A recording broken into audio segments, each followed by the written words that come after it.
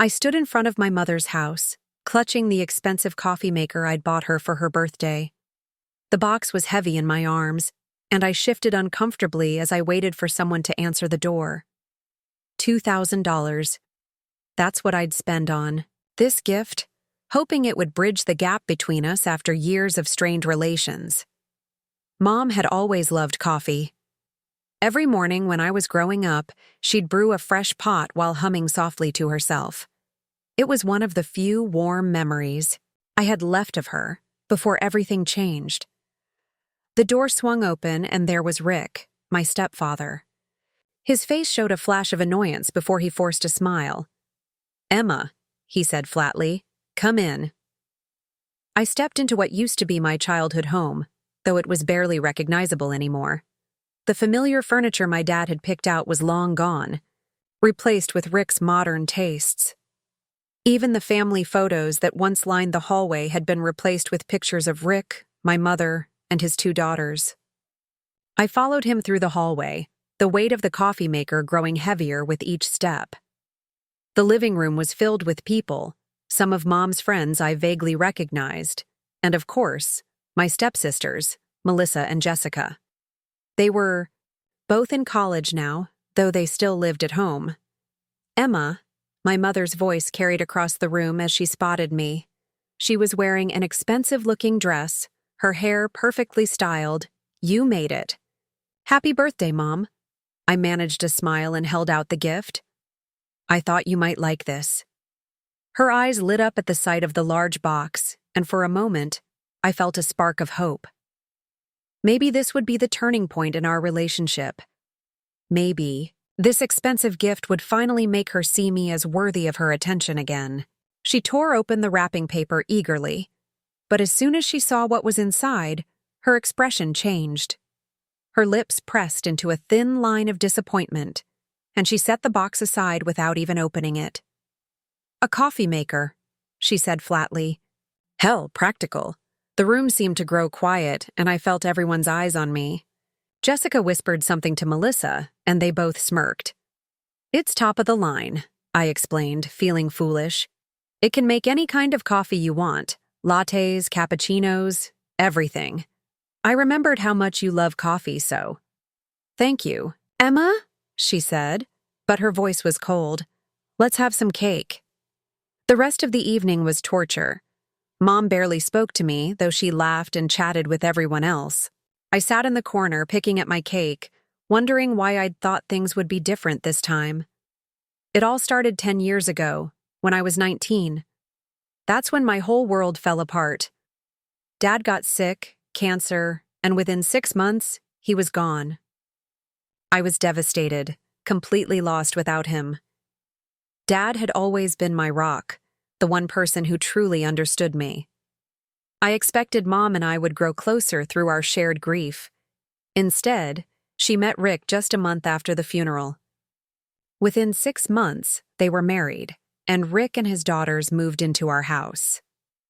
I was still in college, watching my home transformed into a place I no longer recognized. Every time I walked into a room where Mom, Rick, and the girls were, they'd stop talking. They'd give me these looks, like I was interrupting something important. Mom started spending all her time with her new daughters, taking them shopping, helping with their homework, all the things she used to do with me. "They need me," she'd say whenever I tried to talk to her. "They're adjusting to a new home, a new school." "What about me?" I wanted to scream. "I just lost my dad. Don't I need you too?"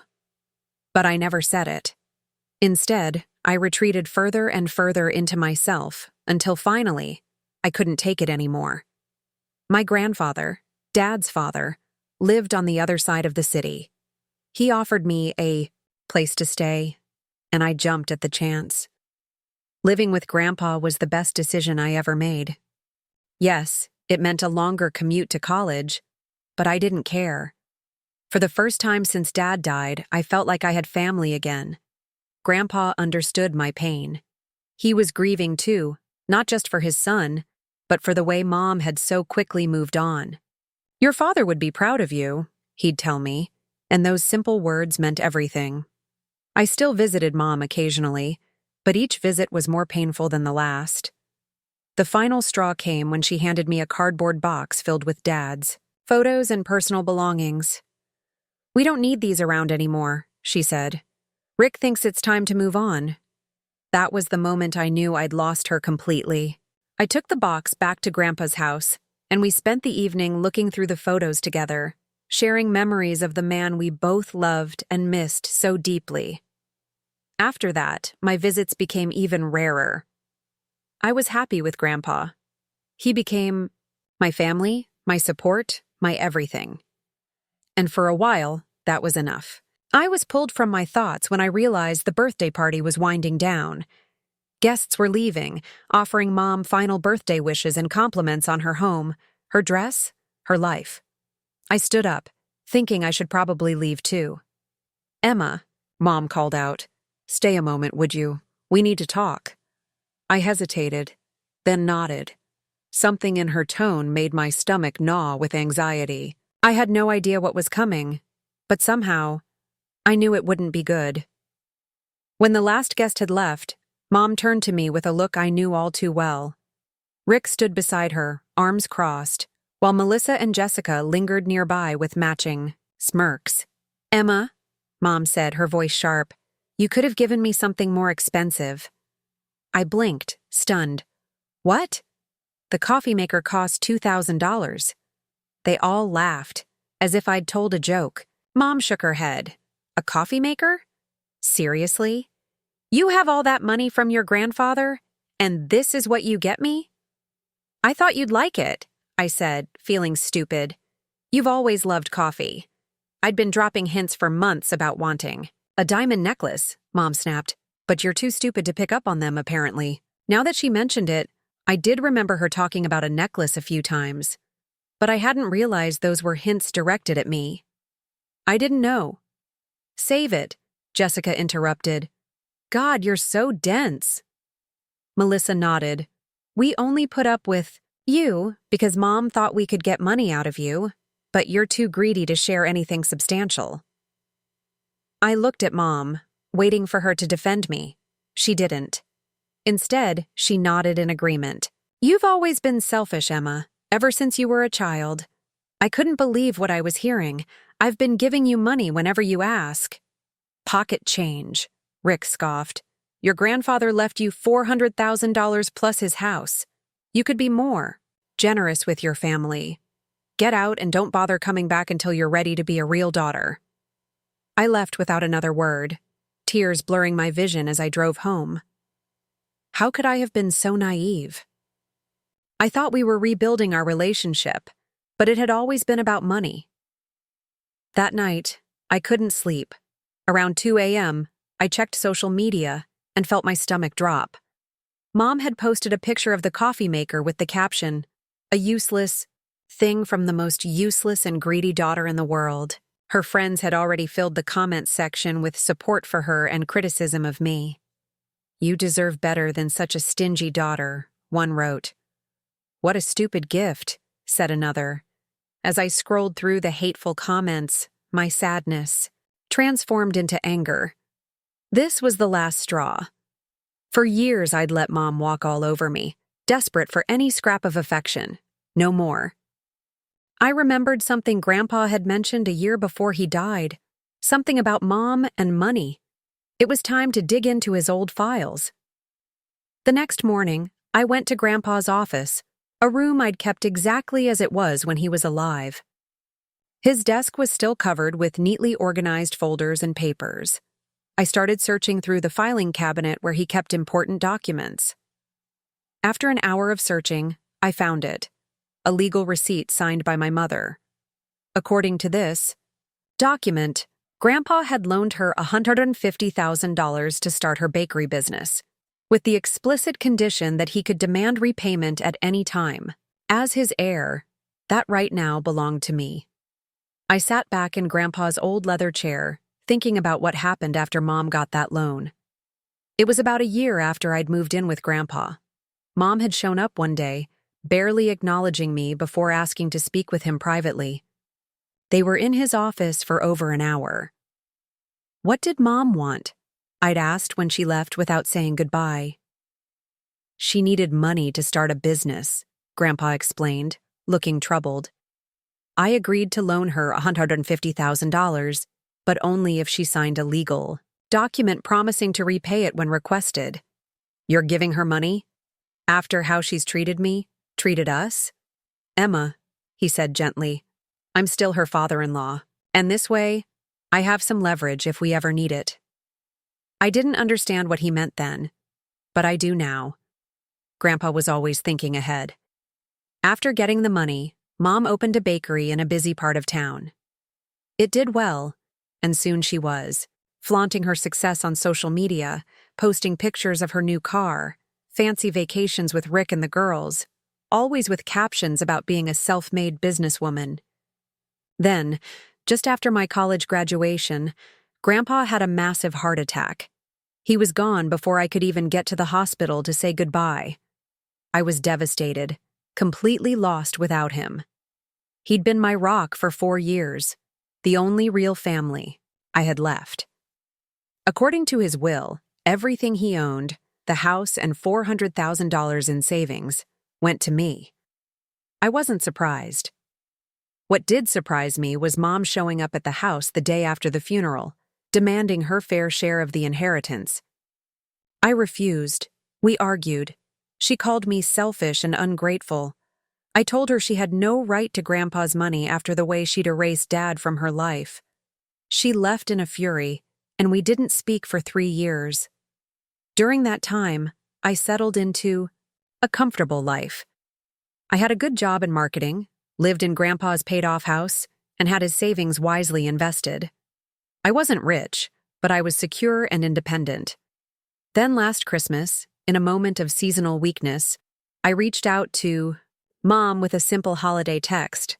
To my surprise, she responded warmly and invited me to a Christmas gathering. Foolishly believing in the spirit of reconciliation, I bought gifts for everyone and went. Mom seemed genuinely happy to see me. We exchanged presents, had dinner, and for the first time in years, I felt like maybe we could have some kind of relationship again. A month later, she called asking for $10,000. The equipment in her bakery had broken down, she explained, and all work had stopped. Without thinking, I transferred the money to her account. You're a lifesaver, Emma, she said. I knew I could count on you. That was the beginning. Small requests followed. $2,000 for Jessica's tuition payment, $3,000 for unexpected tax bills, $1,500 for repairs to their house. Each time, I gave without asking for repayment, happy to help and hoping it would strengthen our fragile reconnection. What a fool I'd been. With the receipt in hand, I picked up my phone and called Mr. Peterson, Grandpa's lawyer and friend. Emma, he greeted warmly. It's been too long. How are you? I need your advice, I said, explaining the situation with Mom and the loan. Yes, I remember drafting that agreement, he said. As your grandfather's heir, you have every legal right to demand repayment. Would you like me to handle this for you? Yes, I said firmly. I would. The next morning, I woke up with a clarity I hadn't felt in years. I made myself a cup of coffee and smiled at the irony. Mom had smeared up my gift, but I actually loved my own coffee maker. I called Mr. Peterson again to confirm the details of our plan. After we hung up, I went shopping for a small gift box, one that might hold a jewelry box. Perfect for a diamond necklace. I made a copy of the loan receipt, folded it neatly, and placed it inside the box along with a handwritten note. Payment. In full due within 30 days. Before sending it, I texted Mom. I felt bad about yesterday. I'm sending another gift your way. Something I think you'll appreciate more than the coffee maker. Her reply came immediately. I hope it's the diamond necklace I've been hinting at. I smiled to myself. It's definitely a surprise you won't forget. I called a courier service for same-day delivery and tracked the package on my phone. When it showed delivered, I waited and waited. 30 minutes later, my phone exploded with notifications. Mom was calling non-stop. I declined each call, watching as the count reached 10, 15, 20 calls. Then the texts started coming. Emma? Call me now. This isn't funny. You can't do this to me. Answer your damn phone. I let her stew for a full hour before finally answering on the 31st call. How dare you? She screamed before I could even say hello. You have no right to demand that money back. Actually, I do, I replied calmly. I've already spoken with Mr. Peterson. As Grandpa's heir, I've inherited all his assets and obligations, including your debt to him. That was between me and your grandfather. Not legally, the receipt clearly states the loan is repayable on demand to him or his heir. I am his heir. I don't have that kind of money just lying around. Her voice cracked. The bakery isn't doing that well. We've been struggling. That's not my problem. You have 30 days. Emma, please. Her tone changed completely, becoming soft and pleading. I'm sorry about the coffee maker comment. I was just disappointed. You know, how I get when I drink too much. I took down that stupid social media post. This isn't about the post, Mom, or the coffee maker. I paused. This is about 10 years of you choosing everyone else over me. This is about you erasing Dad from your life 6 months after he died. This is about you treating me like an ATM while calling me greedy. She was quiet for a moment. What do you want, Emma? An apology? Fine, I'm sorry. I shouldn't have moved on so quickly after your father died. I shouldn't have let Rick change everything. I shouldn't have pushed you away. I don't want your apology. I want the $150,000 you have. 30 days. Over the next 2 weeks, Mom tried everything. She called, texted, and emailed constantly. When I blocked her number, she started showing up at my house. I never answered the door. Once, I watched through the window as she stood on my porch for almost an hour, alternating between knocking and sitting on the steps with her head in her hands. Rick called my work and tried to speak to me there, but I had security escort him out.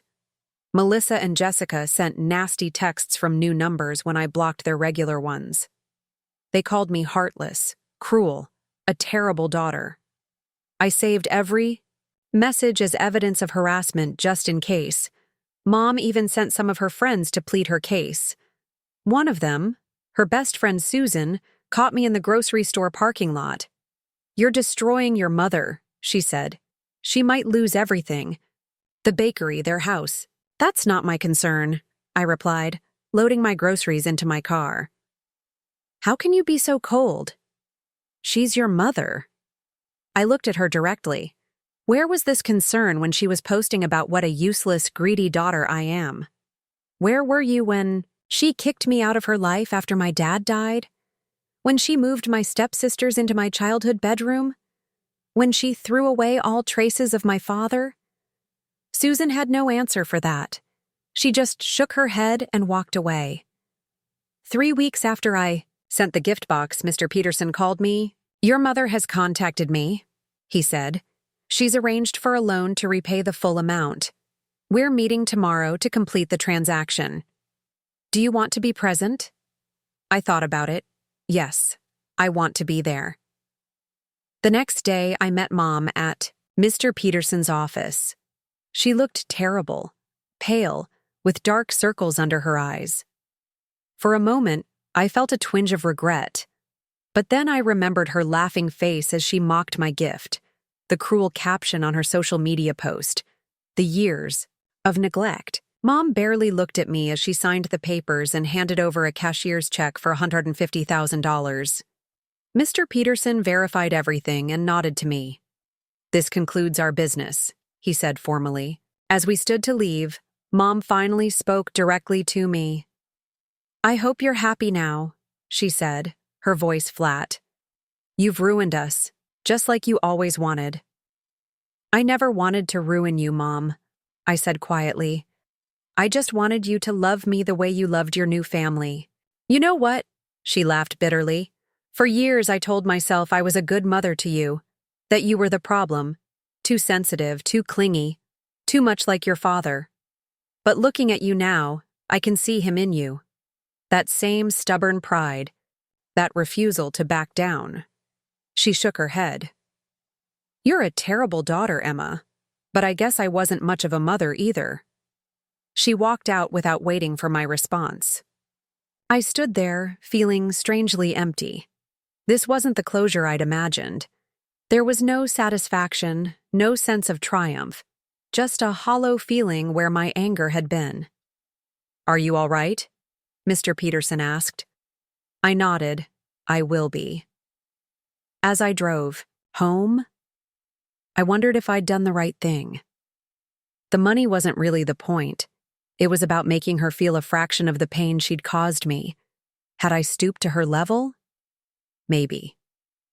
But for the first time in years, I felt like I'd taken control of my own story. A month passed. I threw myself into work, barely thinking about Mom and her family. Their problems were no longer my concern. Still, curiosity got the better of me, and I found myself checking her social media one evening. Her once active accounts had gone quiet. The last post was from 2 weeks ago, a simple for sale sign in front of her bakery. I felt a surge of satisfaction. Actions have consequences, and Mom was finally facing hers. I closed the browser and poured myself a glass of wine to celebrate my newfound freedom. My phone rang. It was Lisa, my colleague from work. "You won't believe who I just saw working at Burton's department store," she said without preamble. "Who? Your stepsister, the younger one, Jessica, right?" I smiled to myself. "Jessica? Are you sure?" Positive, she was folding sweaters in the women's section. Looked miserable. I thanked Lisa for the information and hung up. So they really were struggling. Good. The loan repayment had hit them exactly as they deserved. A week later, I needed to pick up some groceries. As I turned down the cereal aisle, I saw her, Melissa, the older stepsister, stocking shelves in a supermarket uniform. She saw me, too. Our eyes met briefly before she quickly disappeared into the stockroom. I finished my shopping without hurry. As I loaded my bags into my car, I noticed someone watching me from across the parking lot. It was Melissa, smoking a cigarette on her break. When she saw me looking, she dropped the cigarette and stormed. "Over. Happy now?" she asked, her voice hard but trembling slightly. "Actually, yes," I replied calmly. "I am." "Yeah, well, this is my life now thanks to you." She gestured at her uniform. "I had to drop out of college, we both did. Mom and Rick can't afford tuition anymore, not after paying back your grandfather's loan." "Let's be honest here," I said, crossing my arms. "For years, you, Jessica, and your dad treated me like I was nothing. You three moved into my childhood home and erased every trace of my father within months of his death." Melissa shifted uncomfortably. "That wasn't our fault. That was Mom and Dad's decision. And what about at the birthday party? Jessica literally said you only reconciled with me to get money. You called me greedy for giving a $2,000 gift instead of diamonds." I laughed. "You saw me as your personal ATM. Nothing more."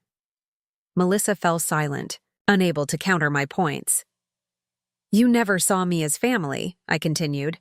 "You saw me as a cash cow. Well, the cow decided to stop giving milk. Deal with it."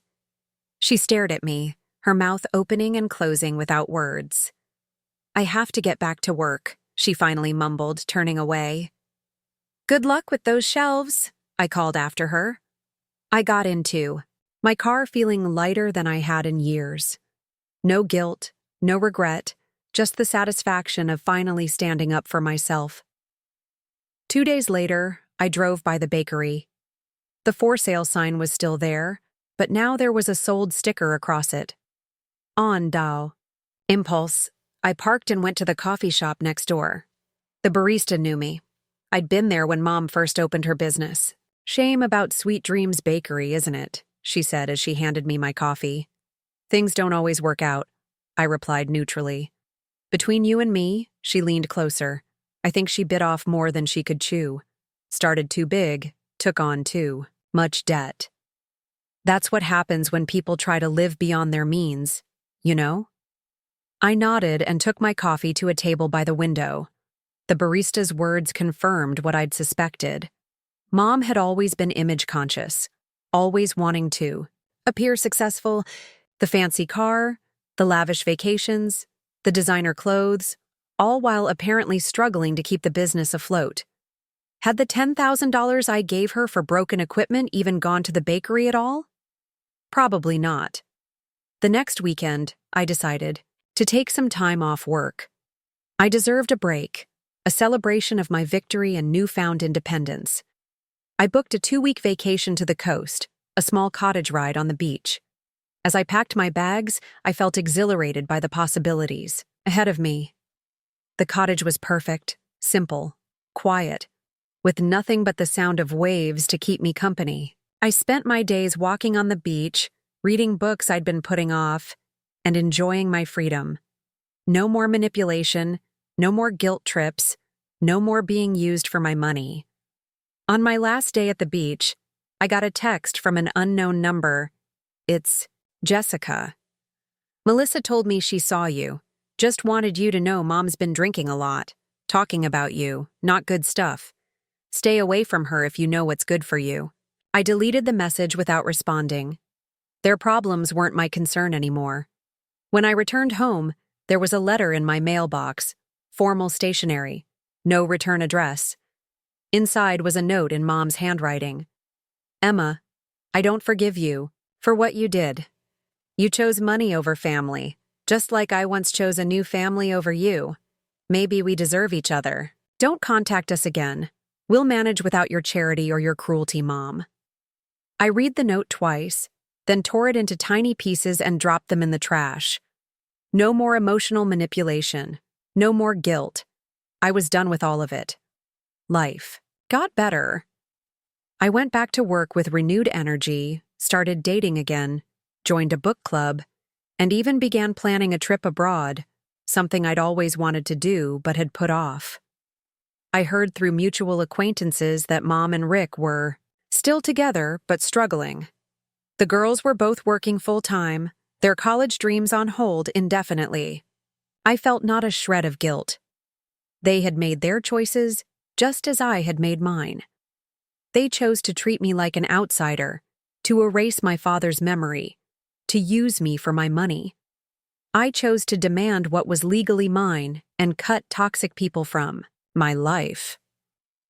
I don't know if we'll ever speak again, and honestly, I don't care. Some people aren't worth keeping in your life, even if they're family. Especially if they're family who treat you like nothing more than a bank account.